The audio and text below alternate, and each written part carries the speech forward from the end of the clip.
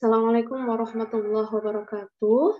Pada pertemuan kali ini kita akan membahas tentang siasah dusturiyah, dauliyah, dan maliyah, serta bagaimana refleksinya dengan ketatanegaraan di Indonesia. Ini merupakan materi pertama pada mata kuliah fikih siasah. Yang pertama adalah siasah dusturiyah. Apa itu siasah dusturiyah? Jadi siasah dusturiyah ini sama saja dengan konstitusi. Merupakan bagian fikih siasah yang membahas masalah perundang-undangan negara. Kemudian dalam siasah dusturiyah, ini juga dibahas antara lain. Yang pertama, konsep-konsep konstitusi. Jadi undang-undang dasar negara dan bagaimana sejarah lahirnya perundang-undangan dalam suatu negara. Ini termasuk di negara-negara yang mengaku sebagai negara Islam maupun negara yang non-Muslim. Kemudian yang kedua adalah terkait dengan legislasi. Artinya bagaimana cara perumusan sebuah undang-undang. Bagaimana kemudian ijtihad untuk menghasilkan sebuah undang-undang, ini juga dibahas dalam dusturiyah. Yang ketiga adalah lembaga demokrasi dan syuro yang merupakan pilar penting dalam perundang-undangan tersebut. Jadi ketika sebuah undang-undang itu sudah dirumuskan, maka harus ada sebuah lembaga demokrasi atau lembaga syuro yang mengakomodir. Gitu. Kemudian yang keempat adalah konsep negara hukum dalam siasah dan hubungan timbal balik antara pemerintah dan warga negara, serta hak-hak warga negara yang wajib dilindungi. Jadi yang namanya siasah dusturiyah ini memang hak dan kewajiban yang ditimbulkan oleh pemerintah dan warga negara yang sama-sama saling harus melengkapi. Kemudian yang terakhir adalah permasalahan di dalam fikih siasah dusturiyah, ini hubungan antara pemimpin di satu pihak dan rakyat di lain pihak, serta kelembagaan-kelembagaan yang ada di dalam masyarakat. Selain tadi sudah dijelaskan bahwasanya hubungan antara pemerintah dan warga, ini juga ada hubungan antara lembaga-lembaga negara. Baik lembaga dengan pemerintah, lembaga dengan masyarakat, itu juga akan dibahas dalam siasah dusturiyah.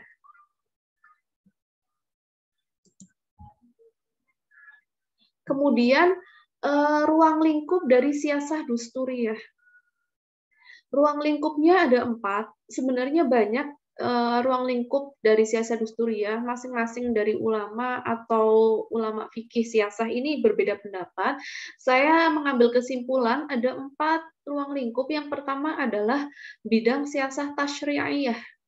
Ini sama saja kita sebut dengan bidang legislatif. Ini membuat dan menetapkan sebuah hukum. Mengatur persoalan ahlu hali wal aqdi. Ahlu hali wal aqdi ini bisa kita sebut sebagai perwakilan persoalan rakyat.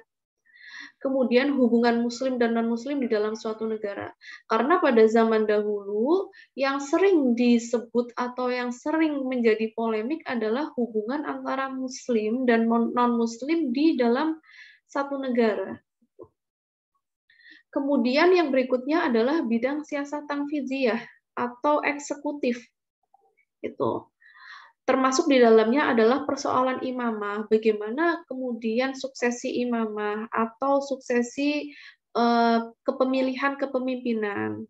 Kemudian persoalan bai'ah, bagaimana baiat untuk seorang pemimpin, kemudian wizaroh atau menteri, waliul ahdi, dan lain-lainnya. Kemudian dalam bidang siasah qodhoiyah atau yudikatif, ini termasuk di dalamnya adalah masalah-masalah peradilan. Ya. Jadi peradilan-peradilan bagaimana suatu kasus hukum bisa diselesaikan dalam suatu negara, ini akan dibahas dalam siasah dusturiyah subbagian siasah qodhoiyah. Kemudian yang terakhir adalah bidang siasah idariyah atau administrasi negara. Termasuk di dalamnya adalah masalah-masalah administratif dan kepegawaian yang ada di sebuah negara. Apa sih sumber hukum dari siasah dusturiyah? Banyak sumber hukum, ini tidak hanya siasah dusturiyah ya, tapi siasah-siasah yang lain juga memakai sumber hukum yang sama.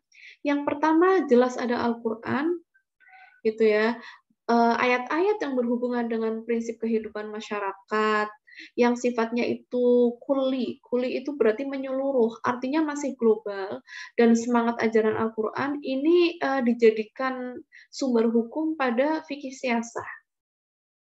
Kemudian hadis-hadis Nabi yang bagaimana itu tentang imamah, kemudian kebijakan-kebijakan Rasulullah dalam menerapkan sebuah hukum, termasuk bagaimana tata cara Rasulullah menjalankan sebuah roda pemerintahan sebagai kepala negara dan lain sebagainya, itu dijelaskan banyak di dalam hadis. Selanjutnya adalah kebijakan-kebijakan Khulafaur Rasyidin di dalam mengendalikan pemerintahan. Setelah wafatnya Rasul, otomatis tampuk kepemimpinan pemerintahan Islam ya, ini dipegang oleh Khulafaur Rasyidin. Dan masing-masing khalifah ini berbeda dalam mengendalikan pemerintahan. Suksesi kepemerintahannya ini berbeda-beda. Kemudian hasil ijtihad para ulama di dalam masalah fikih dusturiyah. Para ulama banyak yang berbeda pendapat bagaimana kemudian menyelesaikan sebuah kasus di dalam negara. Ini menimbulkan banyak ijtihad ya. Gitu. Kemudian yang kelima adalah adat kebiasaan. Karena yang namanya fikih itu progresif. Kemudian masalah-masalah yang timbul itu juga baru ya, dibandingkan dengan hukumnya, maka masalah itu terlebih dahulu muncul. Kemudian ketika merumuskan sebuah hukum dari fikih dusturiyah ini atau siasah dusturiyah ini, maka adat kebiasaan, kemudian sosial yang ada di dalam masyarakat ini asalkan tidak bertentangan dengan prinsip Al-Quran dan hadis, maka bisa dijadikan hujah atau sumber hukum, uruf, adat gitu ya.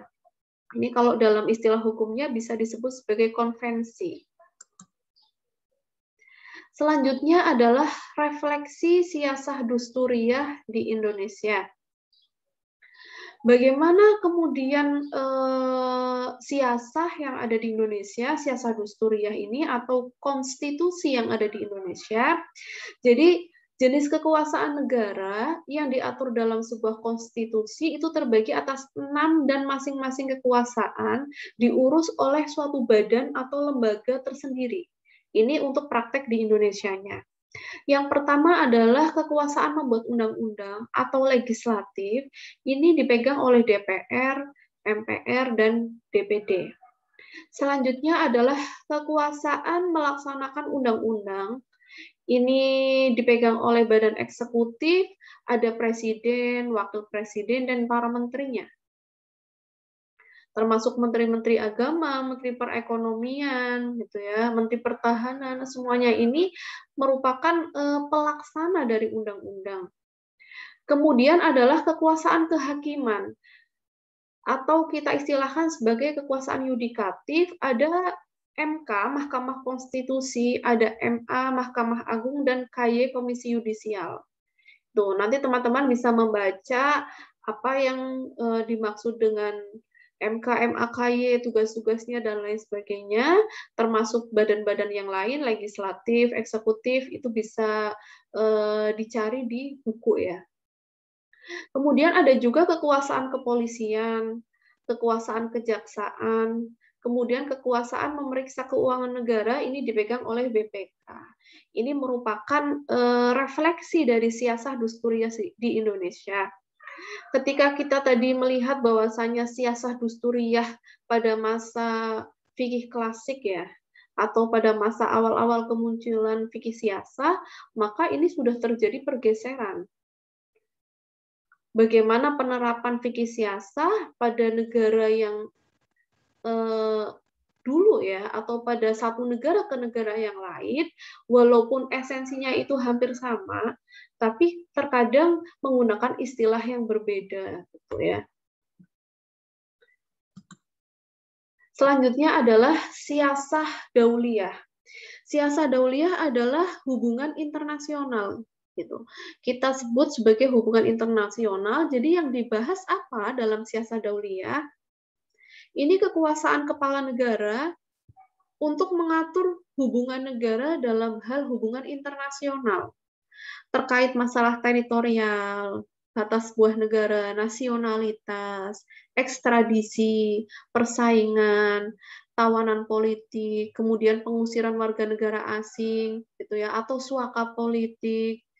Itu kemudian selain itu juga mengurusi kaum zimmi. Kaum zimmi itu non-muslim yang tidak melawan. Gitu.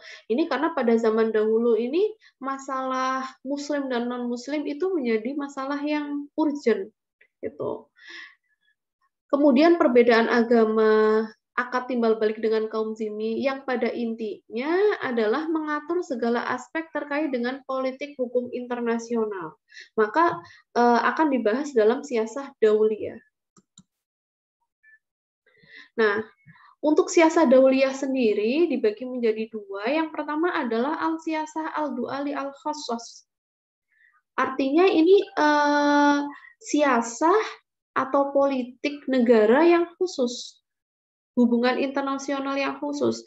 Ini sama saja dengan masalah perdata internasional yang mengatur aspek keperdataan tentang hubungan antara warga negara yang satu dengan warga negara yang lain dalam masalah misalkan jual beli. Bagaimana kemudian sebuah negara mengatur jual beli ke luar negeri, ekspor, impor misalkan ya.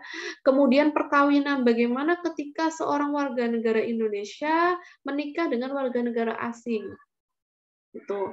Kemudian hutang piutang negara, devisa negara dan lain sebagainya. Ini diatur dalam siasah ad-du'ali al-khassas. Kemudian yang kedua adalah siasah ad-du'ali al-am atau hubungan internasional yang umum. Gitu ya. Ini mengatur hubungan diplomatik. Hubungan diplomatik itu berarti hubungan kerja ya, hubungan kerja antara suatu negara dengan negara, baik saat damai maupun perang. Jadi aturan hubungan antara negara yang satu dengan negara yang lain itu bisa berubah ketika peperangan muncul antara dua negara tersebut. Nah, untuk masa damai ini terkait mengangkat duta dan konsul, kemudian hak-hak istimewa, tugas dan kewajiban-kewajiban antara masing-masing negara, dan lain sebagainya. Kemudian dalam masa perang bagaimana siasah dauliyah ini masuk? Jadi dalam masa perang menyangkut tentang dasar-dasar diizinkannya berperang, kemudian pengumuman perang, bagaimana caranya berperang atau etika, tawanan perang dan gencatan senjata. Jadi memang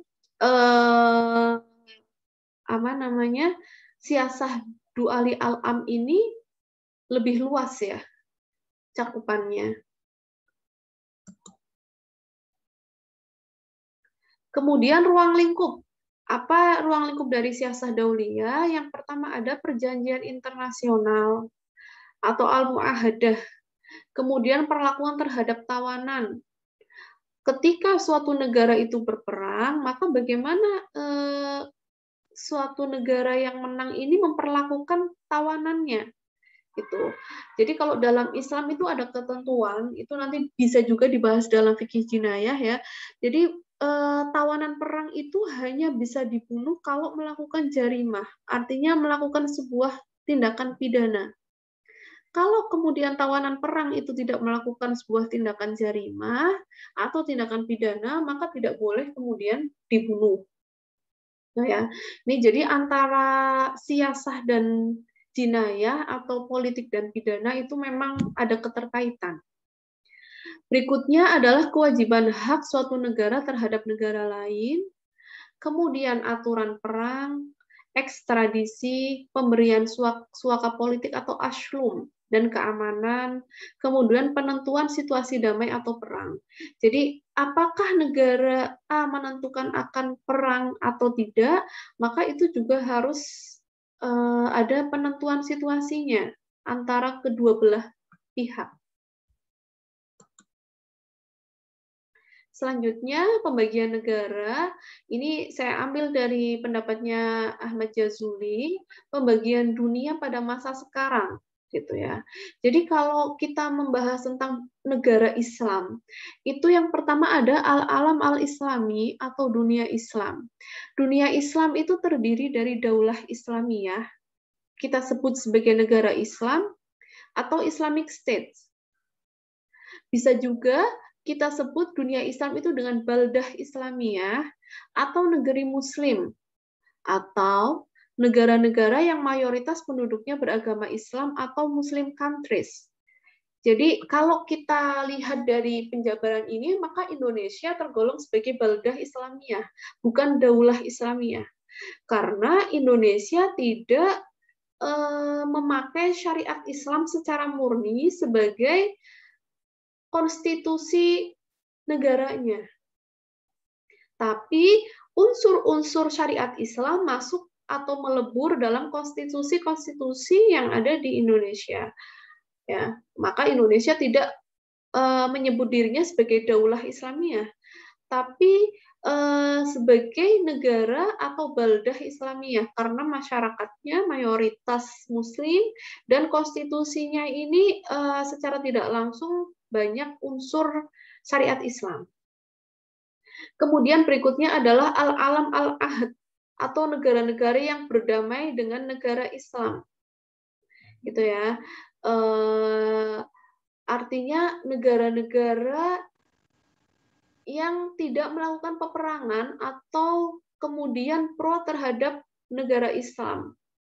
Walaupun kemudian Amerika itu sudah jelas-jelas negara non-Muslim, tapi ketika Amerika kemudian negara-negara Eropa lain tidak berperang dengan negara Islam, maka mereka juga disebut sebagai al-alam al-ahd. Selanjutnya adalah refleksi dari siasah dauliyah di Indonesia. Ini bagaimana kemudian praktek atau refleksi dari siasah dauliyah. Yang pertama adalah hubungan luar negeri atau hubungan diplomatik Indonesia. Ini berpatokan pada kebijakan luar negeri yang bebas dan aktif.